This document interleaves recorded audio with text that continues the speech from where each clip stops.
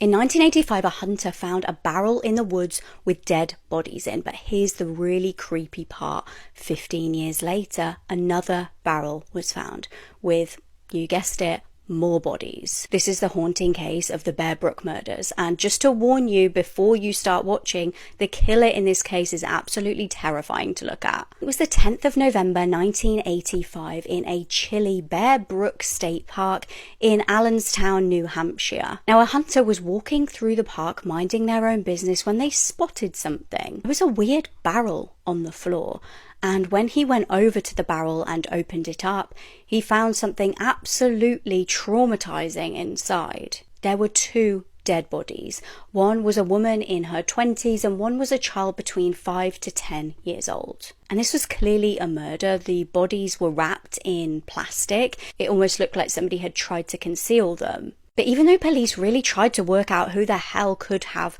committed such a horrific double murder and then hidden the bodies in a barrel in the woods, they just kept coming up to dead ends. Nobody even knew who these two victims were, and they had to be sadly buried without anybody knowing their names. The autopsy showed that they'd both been killed by blunt force trauma, but there were no other real clues as to who had done this. The local community were terrified, but chillingly the case remained unsolved and everybody had to go on with their normal lives until 15 years later. In May 2000, some children were just out exploring in the woods. Now, over the years, people had kind of started to forget about the chilling unsolved murder, and nobody else was killed as far as they knew, so people just kind of started to move on with their lives. I don't think these kids had any idea that they were literally playing right next to a previous crime scene. And who else did this when they were kids, like just randomly exploring in like random woodlands? I definitely did.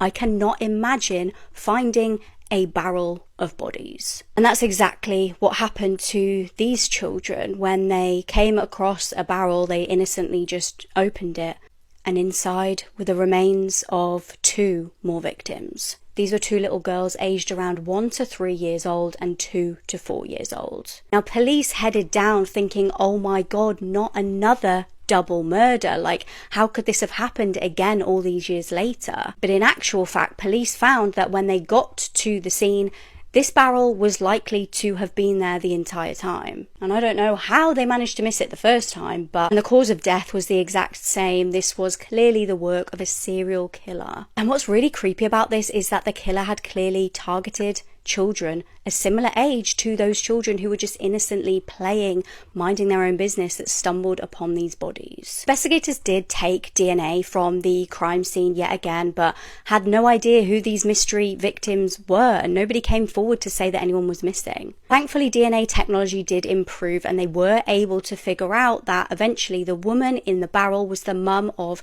2 of the other victims. And it was years later that a true crime fan, Rebecca Heath, started looking into the unsolved murders and basically trying to figure out who these poor people were. She realised a woman had in fact gone missing with her 2 children back in the late 70s. I think this was because one of her relatives was actually searching for her at the time, but long story short, it was confirmed that this lady, the murder victim, was called Marilise Honeychurch, and her daughters were Marie Vaughan and Sarah McWaters, also the victims. It turned out that Marilise had started dating a man named Terry Rasmussen just before she went missing.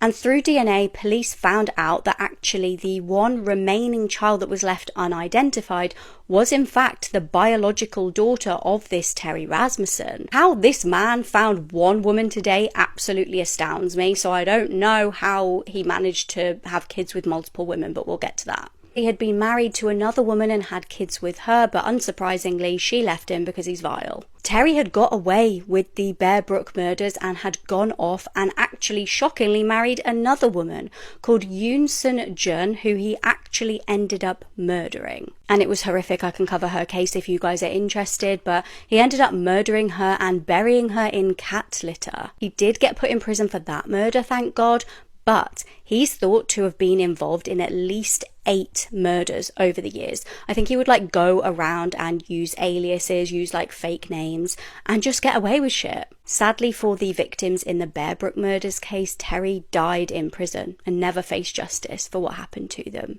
And sadly, the identity of his actual biological daughter, who he also killed, remains a mystery.